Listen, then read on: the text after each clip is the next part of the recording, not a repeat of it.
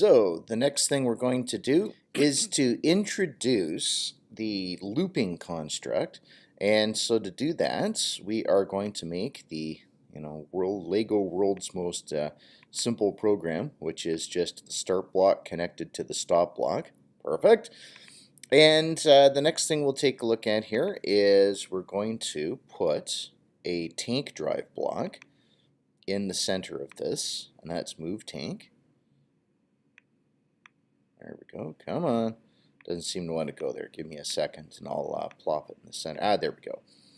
And then let's plop this over. Perfect. Now, this looks an awful lot like the program we just did in the last video. And it is.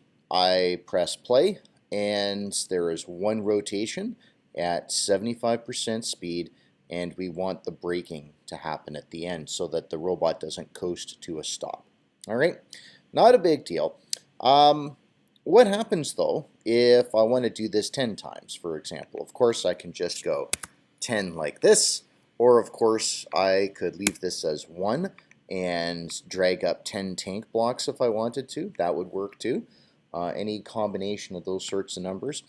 But the other thing I could do, and the why we would do this becomes useful later, is I could use this thing called a loop block. All right. And basically a loop block allows you to repeat whatever instruction you've put right here as many times as you want. All right, currently it's on unlimited, but we'll talk about that in a moment. So the first thing I'm going to do here is we are going to take our 2 blocks down here and just move them to the side for a second. And I'm going to plop down my looping block. I'm going to now take my movement block like this and my end program block, and I'm going to click on here. This is the number of times the flow of control moves through this block. Okay, so for example, let's say I go and I set this on a count of 5. All right, so see what I did there quickly. Oh, there we go. Sorry. If I wanted to, it comes by default on here. So this button allows you to change a whole bunch of things. We'll talk about what all these things are in a bit.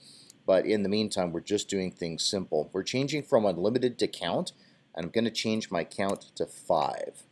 All right?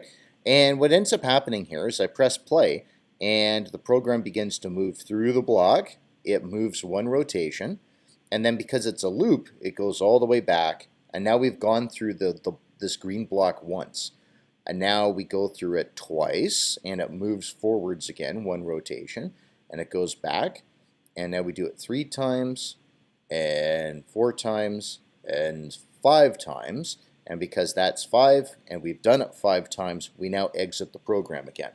So you'll notice here I have my port view up here, and it looks like everything is working. So what I'm going to do now is just press download onto the program here, and because I have the robot turned on this time, you can hear the program goes right away. And let's start it up and see what it does.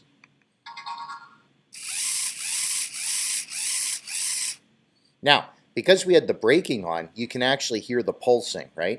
If you weren't sure of what you just heard there, listen for the pulsing of the motors. It's wow, wow, wow, wow, wow, like that. What you're actually listening to there are the wheels driving and then braking, because we have what's called the braking turned on. So listen for that one more time.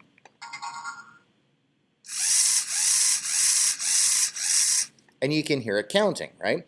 If we decide to turn the braking off, that allows us to coast to a stop. All it does is it stops driving, but it doesn't brake the wheel. And because we have the second drive block executes as soon as the program can come back in the loop again, you won't hear that pulsing sound as much. So when we turn braking off, the robot doesn't brake at the end of the block, so the motion isn't so chunky. So let's listen. Oh, yeah. I don't know if you can even pick up the difference there. The microphone might be very, very sensitive, and maybe it does, but you can hear a little bit of this sound at the very end, like that, as it's slowing down. I'll play it one more time.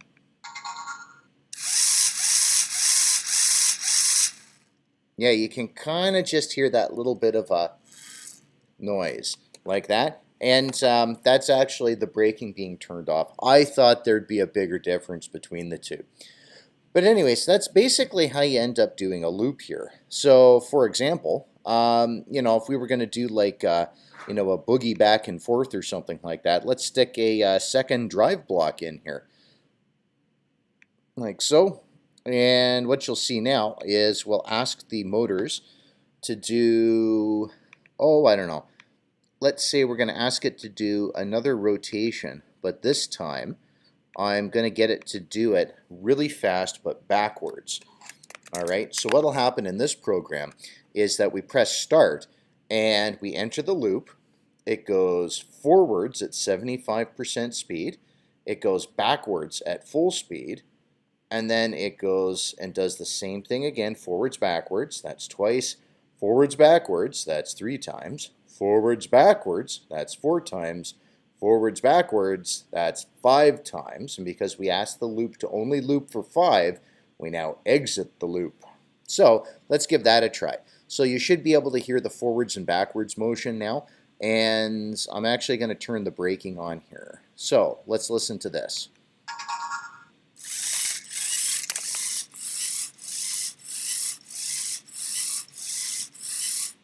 All right, and actually what you're hearing there is every time it passes through the loop, it goes forwards and backwards. All right, so this is basically your intro to the loop structure. When we start looking at data structures and things like that and sensors, we'll come back to the loops and treat them a little bit more in a more sophisticated fashion.